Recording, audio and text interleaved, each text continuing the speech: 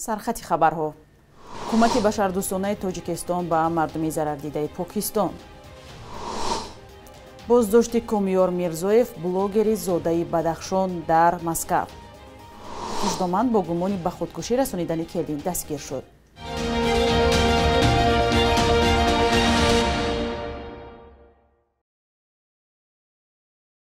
салом бинандаҳои азиз, умедворам хубед ва ҳамин ҳоло навиди бомдодиро тамошо доред ки аз душанбе тақдиматон мешавад. имрӯз 7 сентябр аст.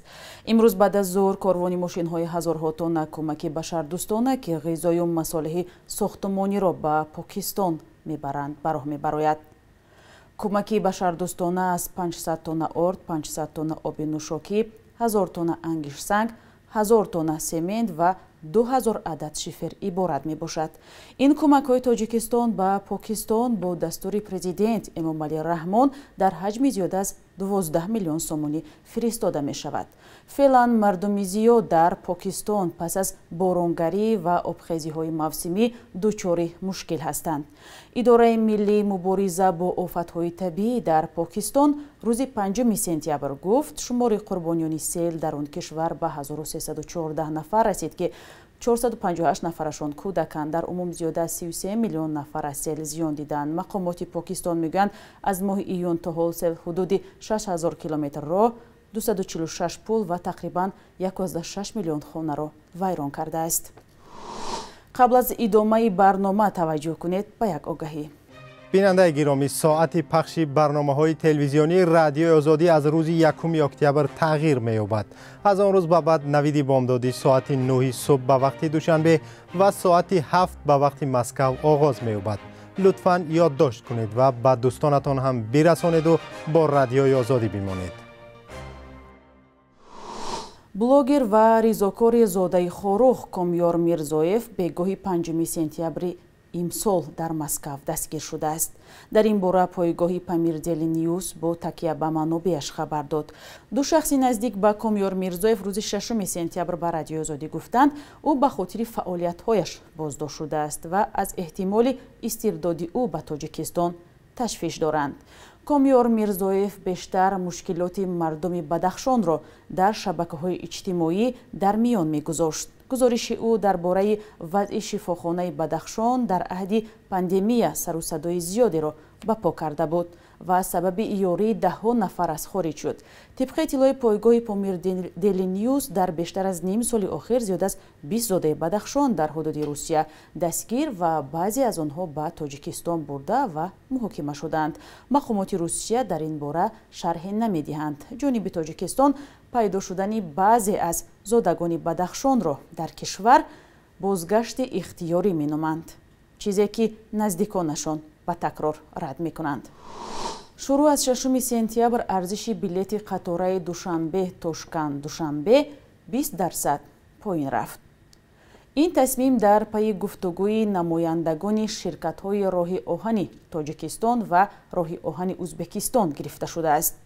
қатораи Душанбе-Тошканд аз 20 июни соли ҷорӣ ба гардиш даромад. дар сомонаи роҳи оҳани Узбекистон арзиши билети Тошканд-Душанбе наздики $44 нишон дода шудааст. фосилаи байни Душанбеву Тошканд 916 километр аст. қатора ин роҳро дар 21 соат тай мекунад.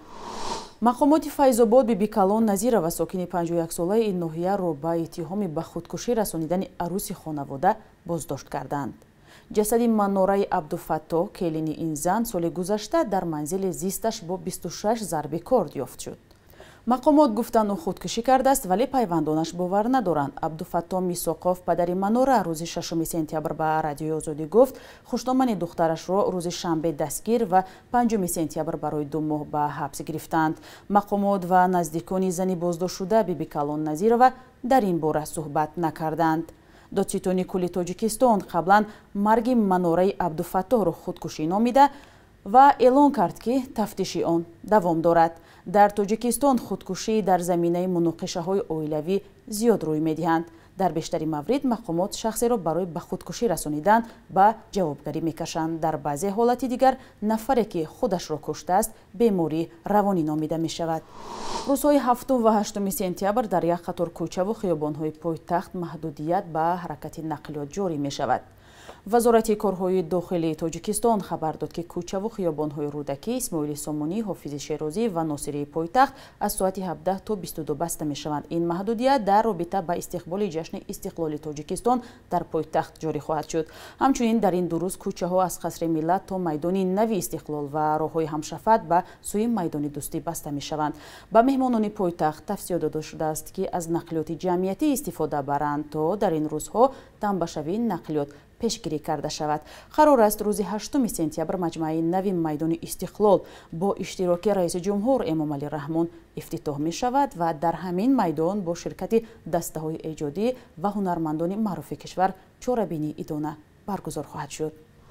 нисфи муҳоҷирони меҳнатие ки ба вилояти Свердловски Русия рафтанд аз Тоҷикистон буда қисмати боқимонда аз Узбекистон, Қирғизистон ва Қазоқистон мебошанд.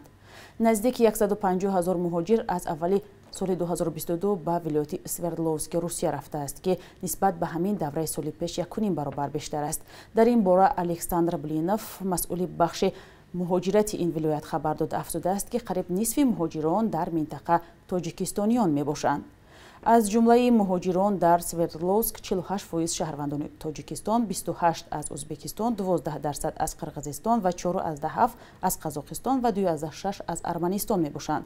масъули бахши муҳоҷирати ин вилоят таъкид кардааст ки аз теъдоди умумии муҳоҷирон 68% фаъолияти меҳнатиро ҳадафи сафар номида, 17% дигар ҳадафи шахсӣ ва 4% ба хотири таҳсил гуфтаанд.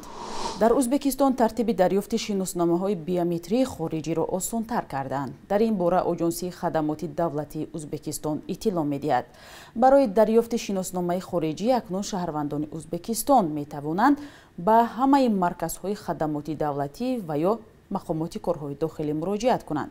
пурсишномаи коғазӣ барои дарёфти шиноснома комилан бекор шудааст. аз ин ба баъд пурсишнома дар шакли электронӣ пур карда мешавад. ҳамчунин теъдод ва номгӯи ҳуҷҷатҳо барои дарёфти шиносномаи хориҷӣ кам шудааст. бахши як рӯзи таърих тақдиматон мешавад ки муҳимтарин таҳаввулоти таърихии 7 сентябрро фаро мегирад.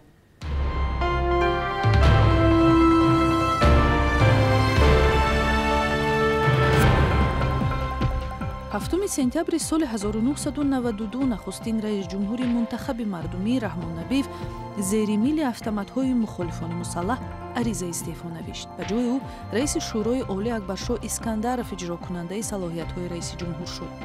Раҳмон Набиев апрели соли 1993 даргузашт ва наздиконаш ишора карданд ки марги ӯ на бар асари сактаи қалбӣ, балки куштор буд. то ҳол асрори марги ӯ маҳфуз мемонад. 7 сентябри соли 2017 Бонки Миллии Тоҷикистон ба шаҳрвандони ин кишвар фиристодани пул ба шаҳрвандони хориҷиро манъ кард. Бонки Миллӣ гуфт ки ин қарор аз ҷумла бо мубориза бо шустушӯи пул ва ҳам сармоягузории терроризм рабт мегирад. Ин қарор дар авҷи камбуди асъори хориҷӣ дар кишвар қабул шуд. 7 сентябри соли 1994 президенти Тоҷикистон қонун дар бораи суруди миллиро имзо кард ки матнашро Гулназар Келдӣ навишта, оҳангаш аз Сулаймон Юдаков, муаллифи оҳанги гимни Тоҷикистони шӯравӣ мебошад. суруди миллиро давлат аз муқаддасоти миллӣ меномад ва ҳар субҳи шогирдони мактабҳои миёна бо ҳамин оҳанг шурӯъ мешавад. Бонки Миллии Тоҷикистон қурби сомониро дар баробари асъори хориҷӣ барои имрӯз ин гуна таъин кардааст.